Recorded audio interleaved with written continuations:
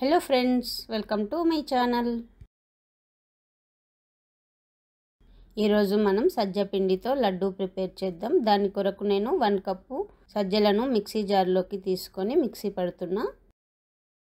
ఈ విధంగా మెత్తటి పౌడర్ లాగా రావాలి. ఇప్పుడు మనం దీనిని ఇలాగే పక్కకు పెట్టేద్దాం. ఇప్పుడు ఇంకొక మిక్సీ జార్ తీసుకొని ఇప్పుడు దీనిలోకి 1/4 cup pumpkin seeds, 1/4 cup walnuts, 1/4 cup almonds బాదం పలుకులు, అలాగే 1/4 కప్పు కాజు తీసుకోవాలి, క్యాషూ నట్స్ని. వీటితో పాటు 5 to 6 కార్డమమ్ తీసుకొని అవేనండి ఇలాచీ తీసుకొని మిక్సీ పట్టాలి.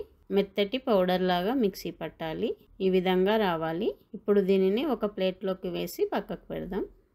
ఇదే మిక్సీ జార్లోకి 1.5 కప్పు వరకు ఫ్రెష్ ఖర్జూరాలను తీసుకోవాలి. సీడ్స్ తీసేసి తీసుకోవాలి. అంటే మనం ఈ లడ్డు కొరకి షుగర్ కానీ బెల్లం కానీ ఏం యూజ్ చేయట్లేదు.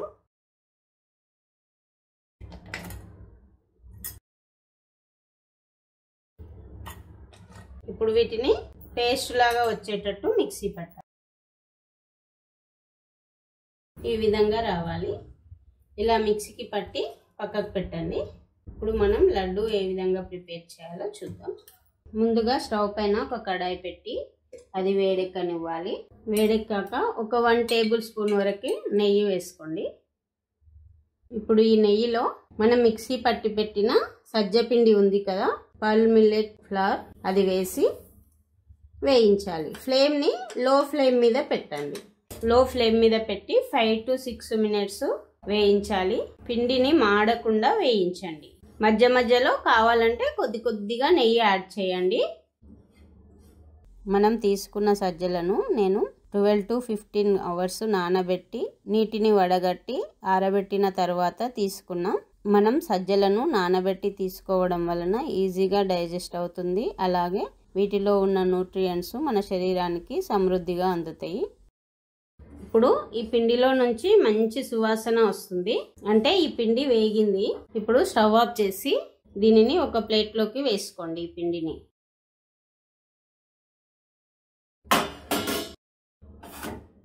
ఇప్పుడు దీనిని పక్కకు పెడదాం. ఇప్పుడు స్టవ్ ఆన్ చేసి ఇదే కడాయి స్టవ్ పైన పెట్టి కొద్దిగా వేడెక్కనివ్వాలి. ఇంకొక టేబుల్ స్పూన్ వరకు నెయ్యి వేసుకోండి. మీరు కావాలంటే నెయ్యి కొద్దిగా తగ్గించి వేసుకున్నా సరే, మీ ఇష్టం. మనం ఆల్రెడీ డ్రై ఫ్రూట్స్ను పౌడర్ చేసి పెట్టినాం కదా, అది వేసుకోండి. వేసుకొని వేయించండి. దీనిని ఒక 2-3 మినిట్స్ వేయించినా సరిపోతుంది. ఫ్లేమ్ని లో ఫ్లేమ్ మీద పెట్టి వేయించండి. అంటే మాడకుండా వేయించాలి. ఉండలు కట్టకుండా గరిటెతో ఇలా అనుకుంటూ వేయించండి. డ్రై ఫ్రూట్స్ పౌడర్ కొద్దిగా వేగిన తర్వాత మనం వేయించి పెట్టిన ఈ సజ్జ పిండి ఉంది కదా, ఇది వేయండి. వేసి ఈ రెండు బాగా కలిసేటట్టు కలపండి. ఈ ప్రాసెస్ మొత్తం లో ఫ్లేమ్లో పెట్టే చెయ్యాలి. ఒక 2-3 మినిట్స్ ఈ విధంగా మొత్తం కలిసేటట్టు కలపాలి. డ్రై ఫ్రూట్స్ పౌడర్, సజ్జ పిండి రెండు కలిసిన తర్వాత మనం మిక్సీ పట్టి పెట్టిన ఖర్జూర పేస్ట్ ఉంది కదా, ఇది ఇందులో వేసి కలపాలి. ఇప్పుడు ఈ ఖర్జూర పేస్ట్ ఈ పిండిలో కలిసేటట్టు కలపండి.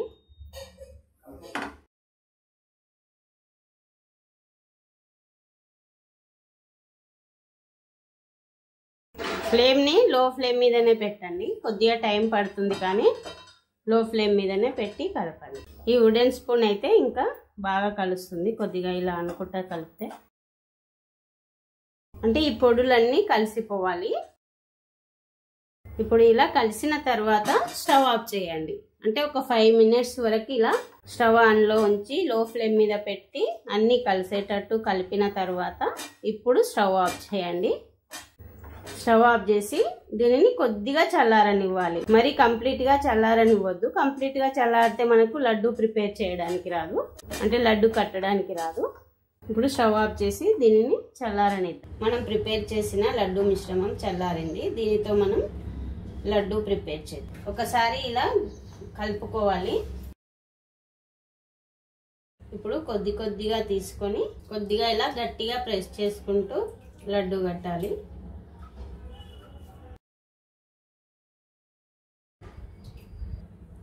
ఇలా కడితే సరిపోతుంది. మిగతా అన్ని సేమ్ ఇదే సైజులో చేస్తే చూడడానికి బాగుంటుంది. అంతేనండి, సజ్జ లడ్డు రెడీ అయింది. ఈ రెసిపీ కనుక నచ్చితే మీరు ఒకసారి ట్రై చేసి మీకు ఏ విధంగా వచ్చిందో కామెంట్ సెక్షన్లో చెప్పండి. అదేవిధంగా నా వీడియో కనుక నచ్చితే ఒక లైక్ చేసి నా ఛానల్ని సబ్స్క్రైబ్ చేయడం మర్చిపోకండి. ఇంగ్రీడియంట్స్ డిస్క్రిప్షన్లో ఉంటాయండి. Thanks for watching.